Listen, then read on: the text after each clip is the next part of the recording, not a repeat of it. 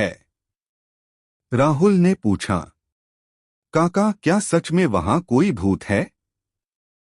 रामू काका कुछ देर चुप रहे, फिर बोले, बहुत साल पहले उस कुएं में एक लड़की गिर गई थी। उसका नाम था गौरी। लोग कहते हैं उसकी आत्मा आज भी वहीं भटकती है। सीमा डर गई। देखा, मैंने कहा था ना। लेकिन राहुल अब और भी ज्यादा उत्सुक हो गया। सच्चाई की तलाश। राहुल ने तय किया कि वह इस रहस्य को पूरी तरह सुलझाएगा। उसने दिन में अकेले कुएं के पास जाकर निरीक्षण किया। उसे कुछ अजीब चीजें दिखीं। कुएं के पास कुछ ताजे पैरों के निशान थे। पास ही एक टूटी हुई रस्सी पड़ी थी। और सबसे अजीब, कुएं के अंदर से हल्की सी बदबू आ रही थी। राहुल को लगा कि मामला सिर्फ भूत का नहीं, कुछ और भी है। दूसरी रात।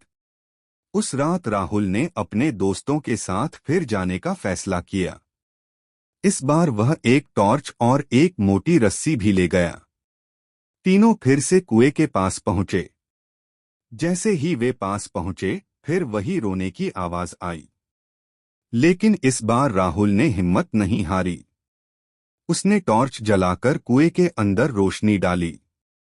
और जो उसने देखा, उससे सब चौंक गए। सच्चाई सामने आती है। कुएं के अंदर कोई भूत नहीं था, बल्कि एक आदमी था। वह आदमी घायल था और धीरे धीरे रो रहा था। अमित चिल्लाया, अरे ये तो इंसान है। राहुल ने तुरंत रस्सी नीचे डाली और उसे ऊपर खींचा। वह आदमी बहुत कमजोर था। कुछ देर बाद उसने बताया, मैं एक चोर हूं। पुलिस से बचने के लिए इस कुएं में छिप गया था, लेकिन फिसल कर गिर गया और बाहर नहीं निकल पाया। तीनों एक दूसरे को देखने लगे। तो ये थी भूतिया आवाज। गांव वालों की प्रतिक्रिया। अगले दिन राहुल ने गांव वालों को सारी बात बताई। रामू काका हैरान रह गए। तो ये सब भूत नहीं था। राहुल मुस्कुराया। कभी कभी डर हमारी सोच में होता है, हकीकत में नहीं। गांव वालों ने राहत की सांस ली। अंत। उस दिन के बाद भूतिया कुआं सिर्फ एक साधारण कुआं बन गया।